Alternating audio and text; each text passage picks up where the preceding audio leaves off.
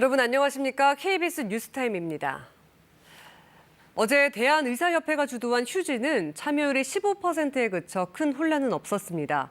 하지만 이른바 빅5 병원으로 무기한 휴진 움직임이 확산하면서 의료 공백 우려가 커지고 있습니다. 공정거래위원회는 집단 휴진 강요 혐의로 대한의사협회에 대한 현장 조사에 나섰습니다. 이충원 기자가 보도합니다.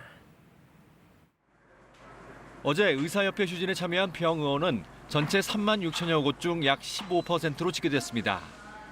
일부에선 오전 진료를 마치고 의협 집회에 참석하는 반차 휴진 병의원이 30%를 넘었습니다. 우려했던 큰 혼란은 없었지만 이른바 빅5 병원을 중심으로 무기한 휴진이 확산하고 있습니다.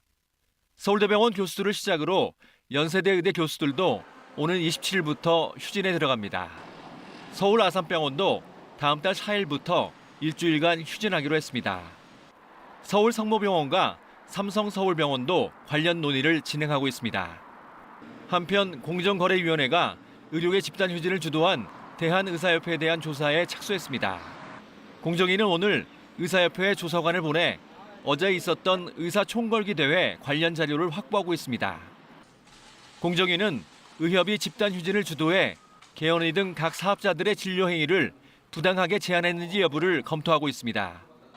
의사협회는 오늘 의대 교수들이 참여하는 연석회의를 열고 대정부 투쟁을 위한 논의를 이어갑니다.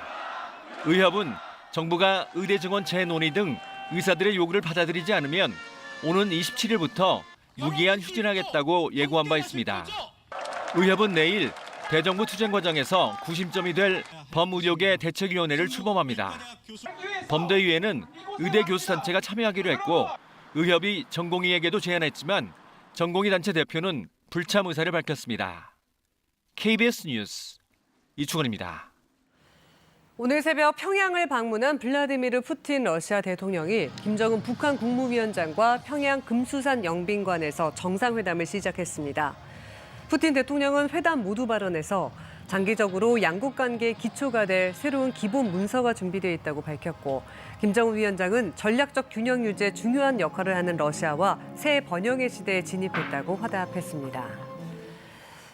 북한 매체들은 김정은 위원장이 공항에서 푸틴 러시아 대통령을 영접했다는 소식을 전하며 역사적인 상봉이라고 강조했습니다. 또 생생한 영상을 전하기 위해서 주행 중인 차 위에서 두 정상이 탑승한 차량을 촬영하는 등 관련 소식을 대대적으로 보도하고 있습니다. 유희용 기자가 보도합니다.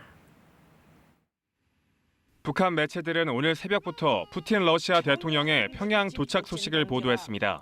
김정은 국무위원장이 공항에 나가 직접 영접한 모습을 전하며 두 정상 간 또 한 차례 역사적인 상봉이 평양에서 이뤄졌다고 전했습니다.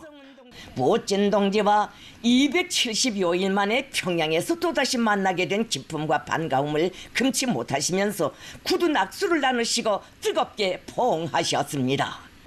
북한 매체들은 푸틴 대통령이 평양 방문이 이뤄진 기쁨을 전하며 공항에 나온 김 위원장에게 깊은 사의를 표시했다고 밝혔습니다. 그러면서 김 위원장이 푸틴 대통령을 숙소까지 안내하기 위해 대통령 전용차에 같이 탔다며 황홀한 야경의 평양거리를 누비며 두 정상이 그동안 쌓인 회포를 풀었다고 전했습니다. 북한 매체들은 빠르게 달리는 차 위에서 두 정상이 탑승한 차량을 촬영하기도 했습니다.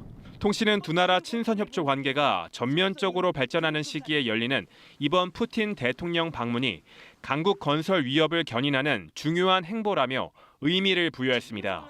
오늘 정상회담을 비롯해 주요 일정에 대한 소식도 곧 북한 주민들에게 대대적으로 보도할 것으로 보입니다. KBS 뉴스 유호윤입니다. 22대 국회 전반기 상임위원장 배분을 둘러싼 여야 협상이 난항 중인 가운데 국민의힘이 여야가 법사위와 운영위를 1년씩 번갈아 맡자는 제안을 내놨습니다. 이재명 대표의 이른바 사법 리스크를 둘러싼 여야 공방도 계속되고 있습니다. 보도에 김영은 기자입니다. 더불어민주당은 국민의힘을 향한 압박을 계속했습니다. 박찬대 원내대표는 국민의힘이 국회 파행을 주도하면서 일을 안 했으니 6월 세비를 반납하라며 공세를 폈습니다. 국민의힘이 권한쟁의 심판을 청구한 데 대해서는 집권 여당이 국회 파행을 노리며 장외에서 전전하는 건 국민 보기에 참 한심한 노릇이라고 쏘아붙였습니다.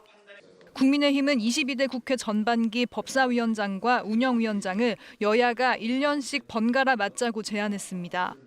추경호 원내대표는 민주당이 법사위와 운영위를 당장 이재명 대표 구하기 등의 이유로 도저히 수용하기 어렵다면이라면서 제안을 내놓았습니다. 이런 가운데 우원식 국회의장은 이번 주말까지 협상을 마쳐달라고 양측에 최종 통지했다고 밝혔습니다.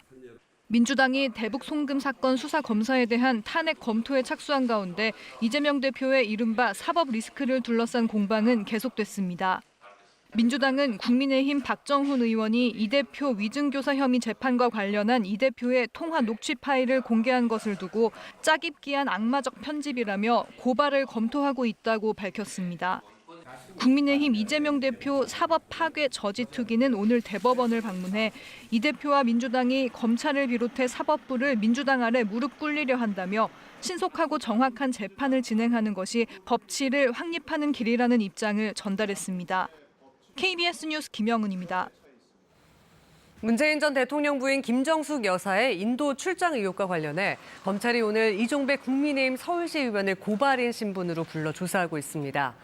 이 시의원은 지난해 12월 2018년 김 여사의 인도 타지말 단독 방문 당시 사실상 여행 목적으로 예비비 4억 원을 편성해 외유성 출장을 다녀왔다며 직권남용 권리행사 방해, 특정범죄 가중처벌법상 국고손실죄 등 혐의로 고발했습니다. 국민권익위원회가 윤석열 대통령 부인 김건희 여사의 고가 가방 수수 의혹 사건을 종결 처리한 것에 반발해 당시 권익위 전원위원회 의결에 참여했던 위원 중 한 명이 위원직을 사퇴했습니다. 최정무 권익위 비상임위원은 어제 입장문을 내고 법리적으로 충분히 다툼의 여지가 있었고 국민이 알고 있는 중요한 비리로 판단할 수 있는 문제가 혐의 없음으로 종결됐다면서 위원직을 사퇴한다고 밝혔습니다.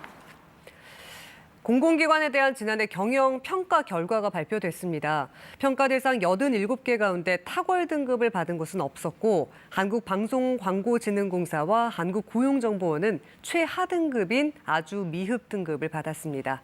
보도에 오대성 기자입니다. 기획재정부가 오늘 오전 제7차 공공기관 운영위원회를 열고 지난해 공공기관 경영실적 평가 결과와 후속 조치를 심의 의결했습니다. 공공기관 평가는 공기업 32곳과 준정부 기관 55곳 등 모두 87곳을 대상으로 외부 인사 중심의 평가단을 꾸려 진행됐습니다.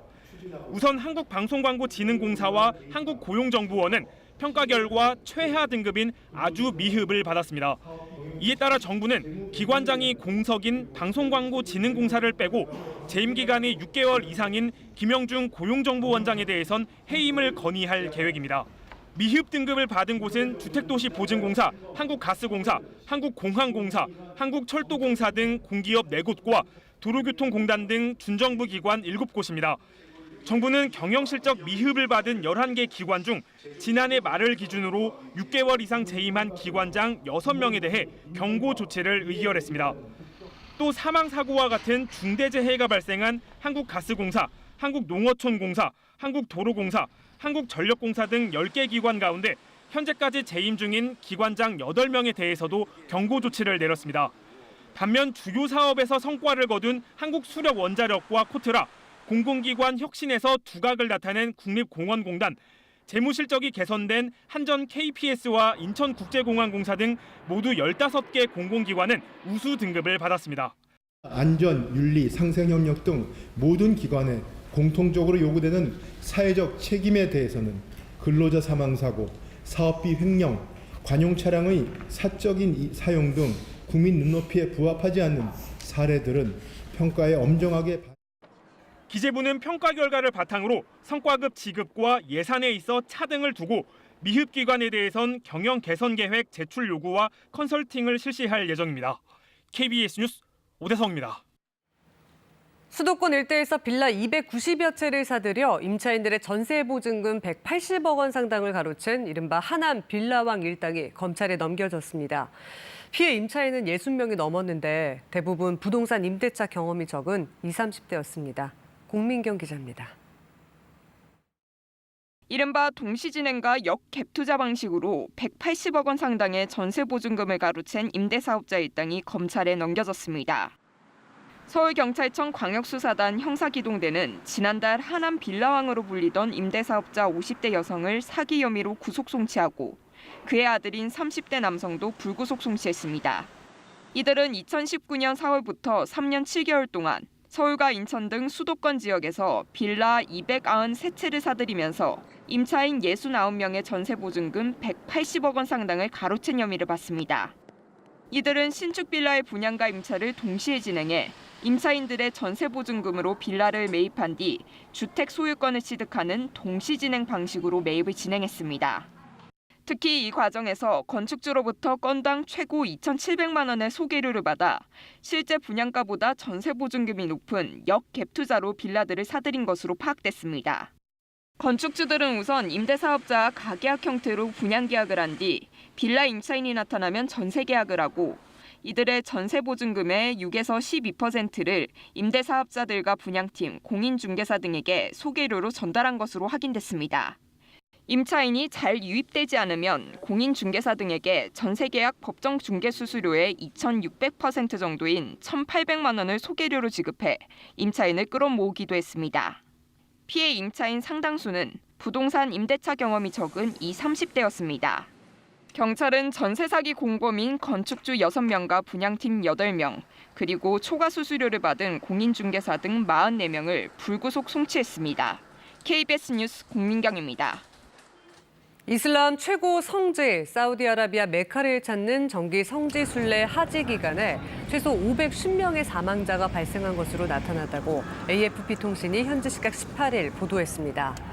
통신은 지난 14일 하지가 시작된 이후 이집트인 323명, 요르단인 60명을 포함해 최소 510명이 숨졌는데 사인 대부분은 한낮 최고 기온 52도에 이르는 무더운 날씨로 인한 온열 질환으로 보인다고 전했습니다. 서울엔 올여름 첫 폭염주의보가 내려졌습니다. 내일도 서울 35도 등 중부지방에선 폭염이 이어지겠습니다. 하지만 남부지방은 흐리고 비가 내리면서 오늘보다는 기온이 조금 낮아지겠습니다. 정체전선이 북상하고 있어 오늘 밤 제주도에는 올여름 첫 장맛비가 예상됩니다. 제주도에는 앞으로 50에서 최대 200mm 이상의 많은 비가 내리겠고 내일은 호남과 경남에도 5에서 20mm가량의 비가 내리겠습니다. 중부지방은 내일 가끔 구름만 많겠습니다. 아침 기온은 서울이 23도, 강릉 24도 등 강원 동해안 지역엔 열대야가 나타나는 곳이 있겠습니다. 낮 기온은 춘천과 대전이 35도, 광주 31도, 대구 32도 등 남부지방은 오늘보다 조금 낮겠습니다. 바다의 물결은 제주 해상에서 4m까지 높게 일겠습니다. 기상정보였습니다.